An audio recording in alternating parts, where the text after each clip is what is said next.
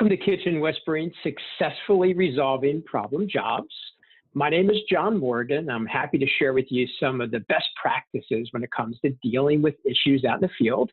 Now, as you get into the kitchen and bath business, there's lots of cool and fun things, designing, trends, working with customers, but there's also some of the challenging issues out there like problem jobs.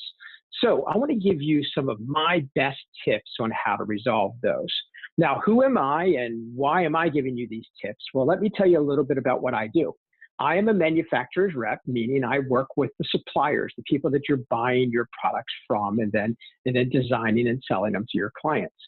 I'm often the person that you're going to partner with, or somebody like me, you're going to partner with when it comes to problems out in the field. Matter of fact, whenever the job gets really, really, really bad, I'm the guy that gets called in. And I have to tell you that I think I'm very successful at resolving problem jobs, and there's a couple of reasons why. Number one, I absolutely love to be involved, even when it is a headache. I love seeing the job sites, and I truly like meeting the people. And before we start talking about best practices, if I could just share one or two quick little things about me that I think really helps with the job that I think that you can add, to the way you approach this in your business is, your success a lot of the times really comes from two things. Number one, immediately responding and letting people know that you're interested in what's going on and helping them. That's key, truly, truly key. And the second thing is, I smile. No matter how bad it is, I try to keep a great attitude about it and try to help everybody do our best job to resolving the issues that are there. And I think a positive attitude and immediacy in your actions goes a long way to keeping something that could be a really, really big problem to a minimal problem at best. At worst, I should say. Now, let's start talking a little about what I consider the best way to resolve a problem job, and that is to prevent that job from ever being a problem in the end. And if you think about this, most problems that you're going to encounter in the field really are not product related. They are not necessarily damaged materials or failing finishes or product failures. Most of the time, the problems you're going to run into are simply unmet expectations. The customer had one expectation up front. When the job is complete, what they're looking at is different than what they envisioned in their mind. So the best way you can prevent that from happening is making sure that you are able to demonstrate the end result in the beginning. A great example of that is samples. You'll find that when you're working with especially wood, I have a picture of a door on the screen, finishes will change over time. They do what we call in the industry, they drift. Or if you have a finished sample that's a couple years old, it's been sitting in your showroom, it will age. So what comes off the production line isn't an exact match for what you have in the showroom. That has to do with stains, that has to do with wood, natural materials. Well, what I recommend you do is whenever you're selling a job, and I know it'll cost you another 15, 20, 25 bucks, but always get a current sample. That way, the client is picking out their tiles, their floors, and everything else based on today's production. I know that could be a headache and it's a little extra work, but trust me, the little extra work and the $25 up front can save you thousands of dollars in the end. The other thing that I recommend is don't oversell your product. It's really easy in today's times when you have products that cover multiple price points. They have lots more flexibility than they did in the past. It's really easy to take your product that you're selling at maybe a more cost-effective price point and then oversell it for its abilities, its flexibility, the options that you have. Make sure if you have a customer that comes to you and they're looking for a, let's say, custom product, but you're going to sell them a semi-custom product, make sure that they understand why there's a cost difference, why they're paying less, and that there is a difference between semi-custom and custom.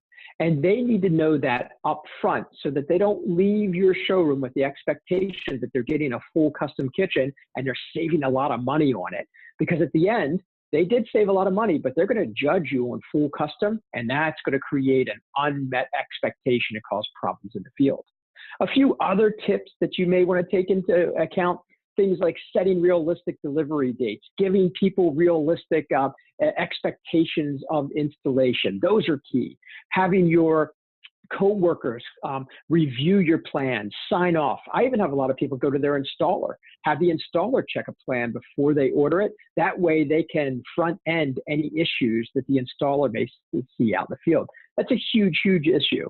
And if I could give you a really, really key point when it comes to expectations, especially for installation and such, do not try to appease your customer, make them happy by saying, hey, this is definitely going to be done by a certain date.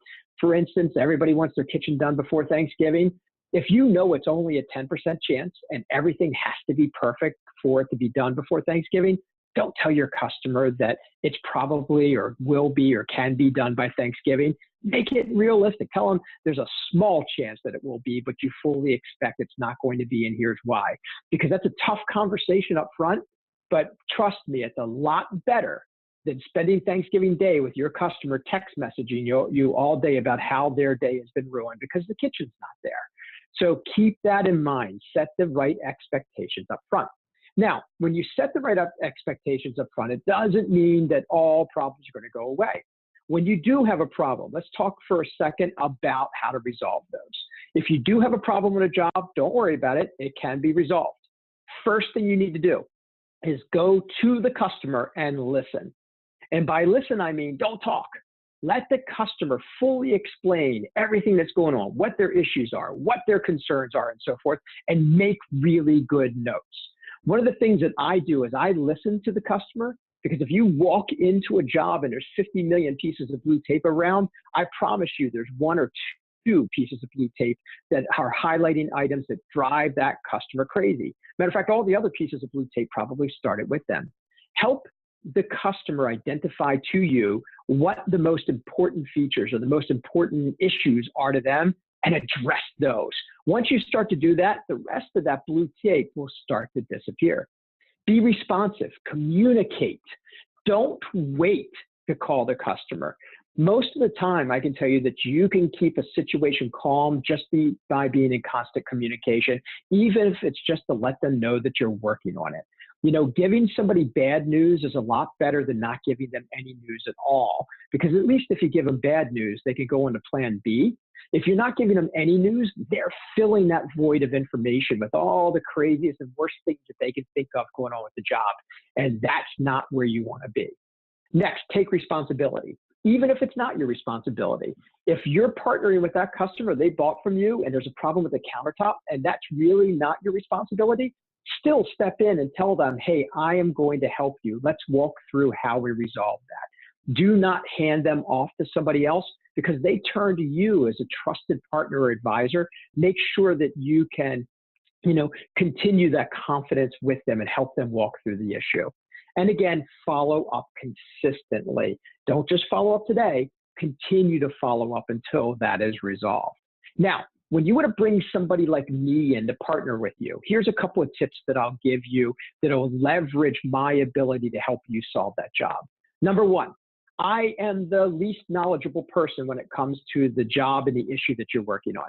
So the very first thing you want to do is supply me pictures and details. I will tell you 80% of the time, I can actually solve your problem just by looking at the pictures and the details. We can work through a plan, how we resolve it, and go from there. That's number one. Number two, bring solutions to your supplier. Bring solutions to me. This is just one of my favorite pieces of advice. When I'm working with a dealer or a designer and they have an issue in the field, if they call me up and tell me what the issue is, let's say that there's some paint flaking on a new install. They'll call me up, say, John, paint's flaking on the install. And they'll go, I can get a furniture medic to repair that for $200. Or I can cover this with a piece of molding. Or I can, if they go through an A, B, C, and a D with me, while we're on the phone, I'll sit there and I'll go, oh, okay. If you can solve that with a furniture medic for a couple $100, heck, that's cheaper than me driving out to the job site and taking a look at it. Go ahead and do that. If you come to me with suggestions, you come to your supplier with suggestions, you're more likely to resolve the job faster and resolve it the way that you want it resolved. Next, always remember that we're partners in this too. So when we're working, I'm there. If I go to the job site, I'm partnering with you, your installer, even with your homeowner to try to resolve the job. So make sure that when we are in front of everybody that we're actually working together and not at odds with each other. And if you do have a problem and you know what the solution is, I always tell everybody to ask themselves a simple question. If you call your manufacturer, you know you're going to have to wait some time for a decision. I always tell them to ask this question. What are you going to do if your supplier says no? If your manufacturer says, no, I'm not going to support that, are you still going to have to replace that item at your cost for the customer, and you're definitely going to do it one way or the other? If you are, do it. Start that process. Don't make your customer wait for resolution. Solve it. In the meantime, communicate with your manufacturer. And at the end of the day, if your manufacturer doesn't support you and doesn't back you, and you really sit down and look at it, and you're convinced 100% they should have, well, they're not a good partner then, and you're going to find a different partner in the future. But in the meantime, solve your customer's problem now, because the longer you delay it, the worse it will get with that client, and you want to protect that. Now, let's go to the next slide or next screen here, which is about job site visits. I mentioned before about being partners.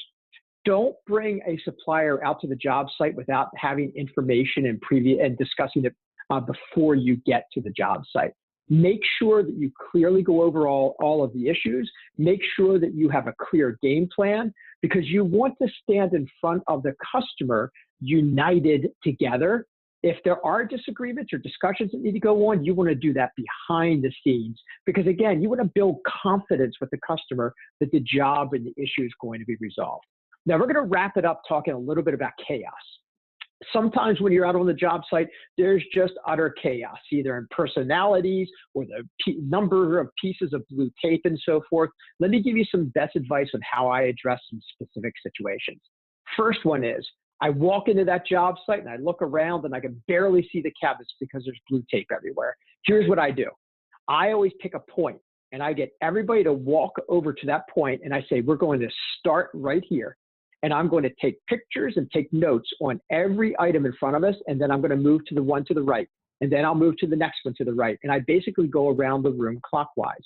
That way I'm organized. I even use on my iPad, I use tools like Evernote or Notability so that I keep organized notes. I take pictures, I write down everything, I actually write down everything that we all agree on, and then when I submit reports, depending on how detailed this is, I will often copy myself, the dealer, the designer, the homeowner, the contractor, and the manufacturer, so everybody has the same exact notes. Do not let your customer walk you around the room randomly pointing things out. I always tell people we have to be organized, because if I'm not, we're going to miss something and we're going to cause more issues on the job. Number two, let's talk a little bit about angry customers. I get more angry customers recently than I've had my entire career put together. I think a lot of it has to do with the way we communicate, texting, social media, and so forth. That it lends to a little bit more of freeness and sharing some angry emotions. Here's what I do if somebody's really angry. I am quiet. I let them unload all the issues and information that they have, and I'm very kind and polite, and I will tell you, I say very, very little, because the more you say, the deeper that conversation gets, and oftentimes it'll go off in tangents you don't want it to go in. So I often repeat back to the customer what they say. I never make a promise, because when you make a promise, they're going to hold you to that. So I only promise that I'm going to take their information, that I am listening, that I fully understand, and I will follow up. I find that if you give people the opportunity to kind of share that without going back and being angry too, you just listen and you're quiet, you take your notes and you're very polite about it, that you can turn that conversation around and future conversations will be much better. When somebody's really demanding, I have a very, very similar approach to it. If they're constantly demanding more from us, they want more and more and more, I'm very even toned. I go back over and over again and I let them know if I could do more, I would, but this is where as far as we can go as a company to support resolving the issue. And after a while, they'll go along with that. But here's what you don't want to do. You never, ever, ever want to take something and say, I'll go back and ask, if you already know the answer is no. Because if you know the answer is no, you just gave your customer hope for something that you know can't happen. It will just make the situation worse. So just be firm and let them know if you could do more, you would, but this is as far as you can go. Social media revenge. they want to go out and just trash you on social media. That's going to happen. There's always that one person that's going to do it. Take heart. It happens to everybody. What I want you to know is your job is really to drown out those types of customer reviews with positive reviews. So focus your time on getting as many positive reviews as possible, and understand that you are going to get that negative review from here and there. Now, there are firms or there are companies out there like reviewbuzz.com and some others that will help you get more and more positive reviews, encouraging people to get more positive reviews. So take a look into something like that too. Now, my last item, and this is something that's really personal and I know it can really affect you in the job, and it's often between the professionals that you work with. Somebody's lying to you. I walk into job sites and people lie to me. And the people that are lying to me aren't necessarily the customer. It's the people on the job site, the contractor, the installers, and so forth. I know that you want to do business with them long-term, and so do I. So here's what I do when I know somebody's lying to me. I very clearly acknowledge what the truth is so everybody in the room understands what the truth is. And I never corner somebody into that lie. What I want to do is I want to give them a chance to make it right. So I let them know I know what the truth is. I leave them an opening so that they can make it right. Because what I want to do is create a trust situation where they don't lie to me again, and we can continue to do business together in the future. That's really, really key in your relationship because you want to build long-term relationships. So don't corner somebody.